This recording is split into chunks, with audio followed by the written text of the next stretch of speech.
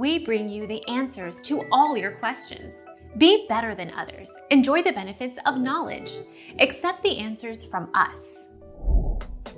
In addition to Bryant, 41, and his daughter, 13, the crash claimed the lives of Peyton Chester, 13, Sarah Chester, 45, Alyssa Altobelli, 14, Carrie Altobelli, 46, John Altobelli, 56, Christina Mauser, 38, and the helicopter's pilot, Era Zobayan, 50.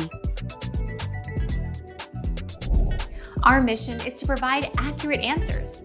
We think without knowledge, it is impossible to live a balanced life.